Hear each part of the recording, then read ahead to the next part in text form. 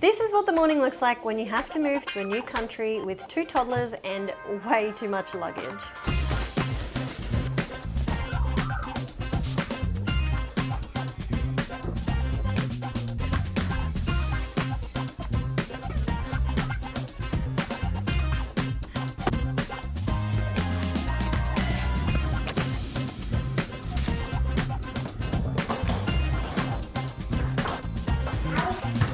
Bye.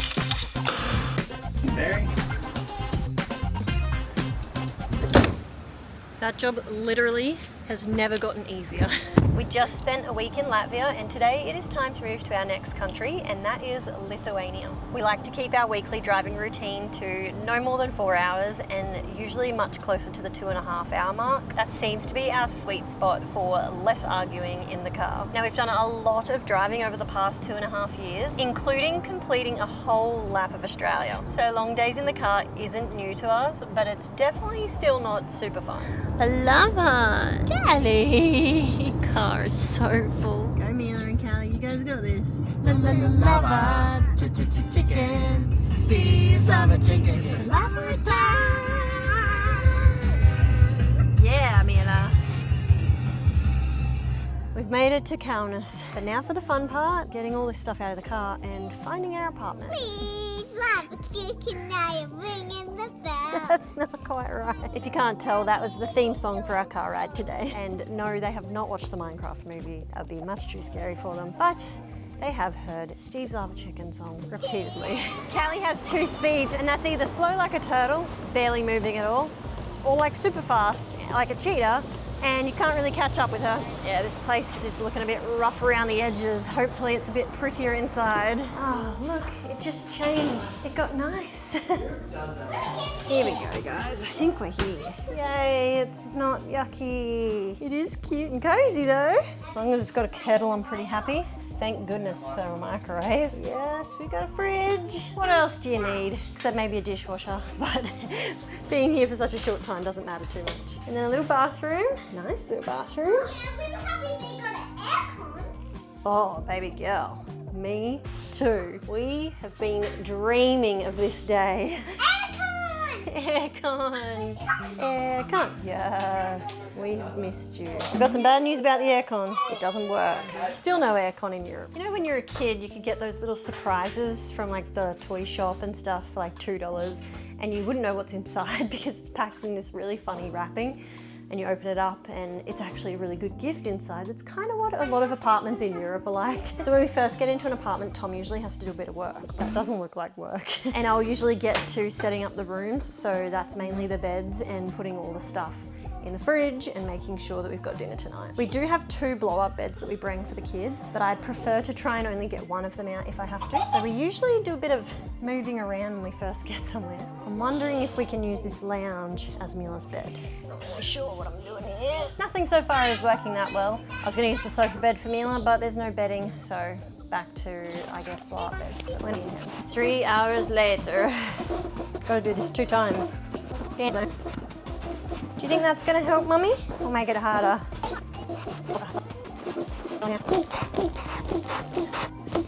That's one down.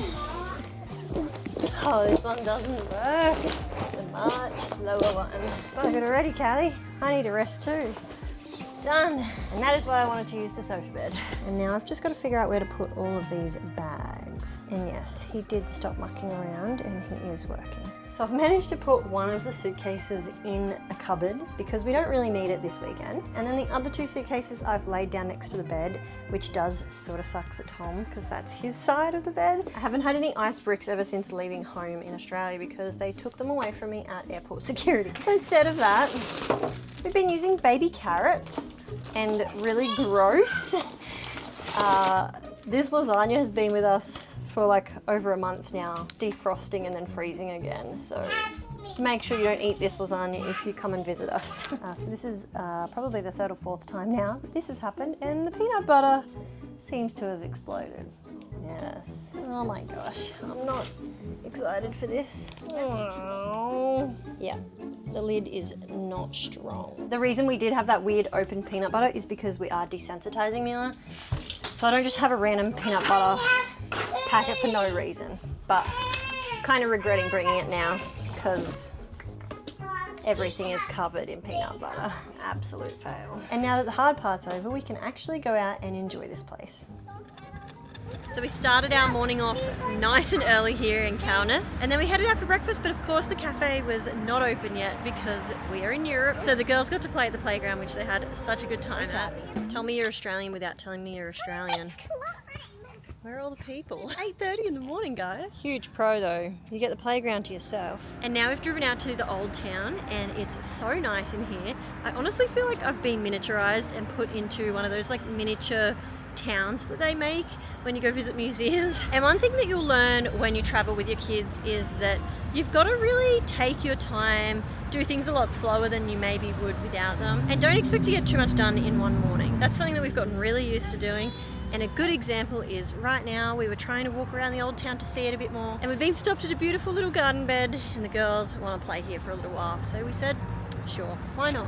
And a lot of the time the slowness due to the kids is actually a really good thing because it means you don't really follow a map or like rules for the day, and that has worked in our favor today because we've just stumbled across the castle and it is pretty cool. Didn't plan to come here because obviously I didn't want to push too much into our itinerary today, but we just accidentally came here, and that makes it even better because it feels like you found something special all on your own. Callie's gonna cross the bridge, Mia. Oh, she's fast. Go girl. Yeah, this girl has 2 speeds and right now it's fast. Tell me what you're trying to want to do. Tom's being a bad influence, telling her to do it. Oh, he sensed you, Mila. He said nope.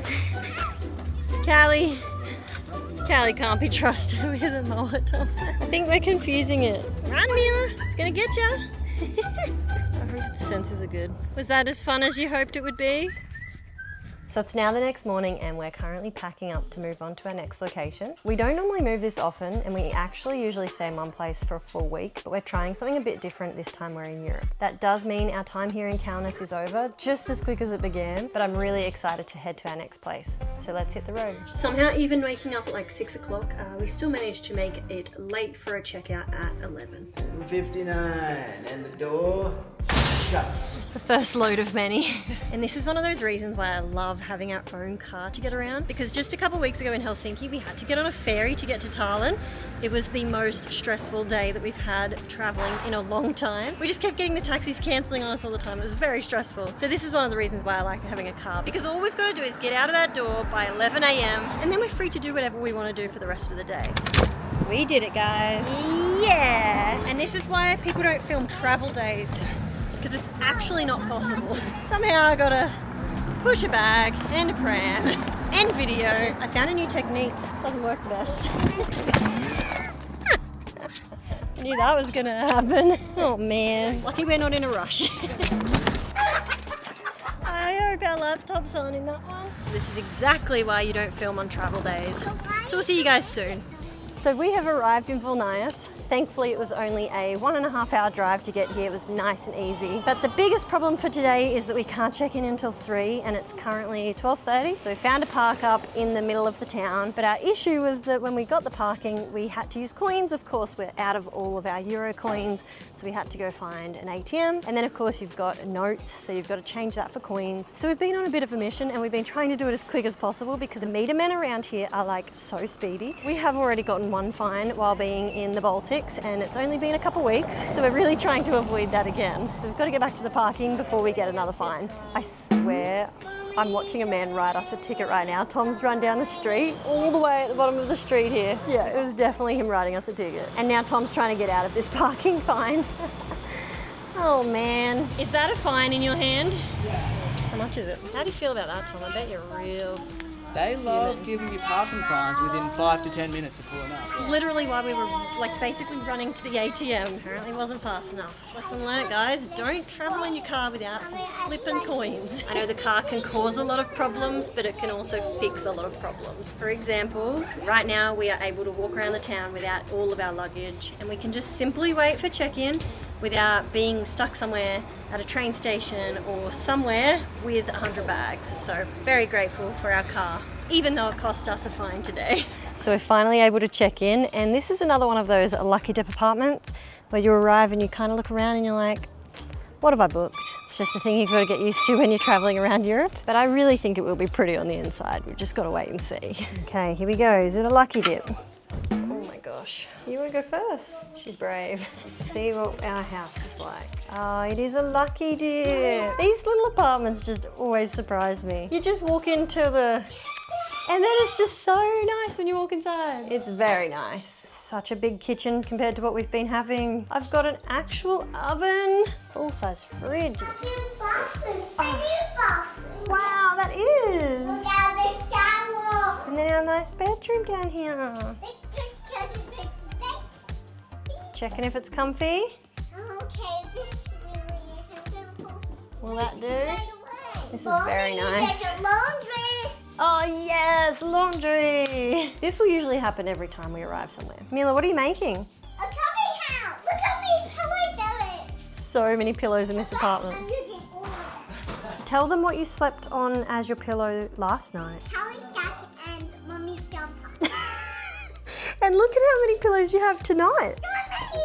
You've got all the options of pillows. So this is the bed setup and it is quite messy. Honestly, us living in a caravan for the last, 2 years? Actually 2.5 years. We've lived in a caravan when we were in Australia. So we're really used to small spaces. And if you're wondering how much it costs us to rent these Airbnbs while we're in Europe, the first apartment that was featured in this video was in Riga, and that was the capital city in Latvia. And that one was 127 Australian dollars per night over a 7-night period. And then the little studio apartment we were at last night in Kaunas, Lithuania, that one was 172 Australian dollars per night over a 2-night period. You can definitely be seen then, Tom. Such a fail. And then this apartment here in Vilnius, Lithuania is $162 per night, and that is over a 4-night period. So you can see there that the longer you stay in places, the cheaper you're going to get your apartment. So if you do want to do this as a long-term thing, you're definitely better off staying for longer periods of time. Also because the cleaning and service fees add up a lot on Airbnbs, so you don't want to be spending too much money on those every week if you can help it. So we'll see you soon, guys. One of the huge perks of Tom running his own business is that he gets to decide when he does his work hours, and that means we get to be out on an adventure on a random Tuesday morning. Of course, there are some busy seasons where he has to work more hours than usual, and then we can't do as much as we would like to, but that's all part of owning your own business, and it's very normal to us now after several years of him doing this. But I'm just really grateful for him being able to put in the work that he has over the last few years to get us where we are today. The biggest accomplishment for Tom and I is definitely the fact that we get to spend 24/7 with our children. Our girls are only going to be this little for such a short amount of time, and I'll never understand why people say wait until your kids move out to be able to travel. It's easier without them, because I just find so much joy in watching them experience the world. For example, today we are at Trakai Island Castle. Yes, it's impressive and cool to look at, but when you're with the kids, it's more than just what you can see. They imagine that princesses live here still and that there's some mermaids swimming in the water below. They talk about how the fairies are hiding in certain trees, and they pick up pretty leaves and rocks and give them to you as treasure. Literally nothing feels as good as being able to spend all of this time together as a family, and I will never take it for granted. Thank you. Another pro of having kids when you're traveling is that they wake you up so early, so you usually beat most of the traffic of the tour groups. Yeah, like this, Mia. Looks a bit claustrophobic, that one. This is our home. Take off your shoes, we're Wow.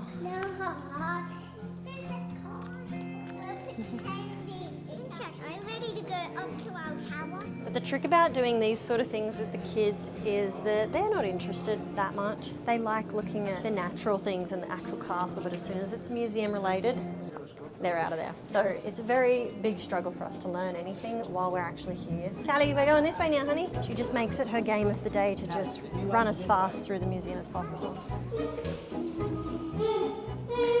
We definitely found the summer tour groups. Yeah, so far this is definitely the busiest that we've seen anything on the trip. Definitely a place you want to come as soon as it opens, because holy moly, that's a lot of crowd in there. Get out of the traffic. A good way to learn about a place, if you can't read about it while you're there, is to just use ChatGPT. It's something I've been doing a little bit lately. I just ask it what I should know about the area, and it gives me a little briefing on the history and what's happening with it today. So that's a really helpful thing for me, because usually I miss 99% of the museum writings. And in very touristy places, I like to find the quieter places for the kids. It's just so much harder to move them around in busy places. So we always like to try and find a cozy corner or somewhere out of the way. But it is just so peaceful out here. It's so beautiful. Taking Callie for a walk so she can have a nap, because like usual, she woke up early and everyone's out on their boats and it just looks like such a nice day for it. The pram walk worked, so now we're taking advantage of every little minute we get where we can just sit here and relax before Callie wakes up. And we've just ordered some lunch, which is a traditional kibbenai. They're cute, and it's a local dish that you're supposed to have while you're here. Yum. Need some tomato sauce. Kind of like a sausage roll, I suppose. It smells really yummy too. It's really tasty. Yeah, I like that. A lot of Australians, including Tom right next to me, is probably gonna not like that I say this, but this is better than a sausage roll. It just tastes like actual chicken, not just like the grossest parts of meat, like a sausage roll. That's yum. I like that. What do you think of it, Mila?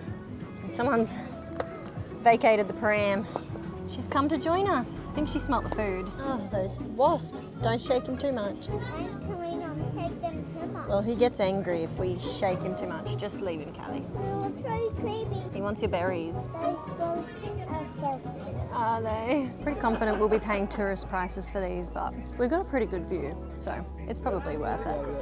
So all along the water you have the option to hire pedal boats. You can also rent like a sailboat from someone that will sail you around the castle, which is pretty cool. And then there's a bunch of markets and everything, so it's a very lively atmosphere along the water's edge here at the castle. And of course, markets mean the girls get stuck at the toys. Mommy, I love this one. Wow, that's very cool. Your birthday's coming up. We'll have to see what you get for your birthday. Come this way, guys. Let's see what we can find this way. Do you want to hold my hand and walk? Wow, look at this place over here, all the way over the boat. It is quite the effort to get the kids away from all the market stalls.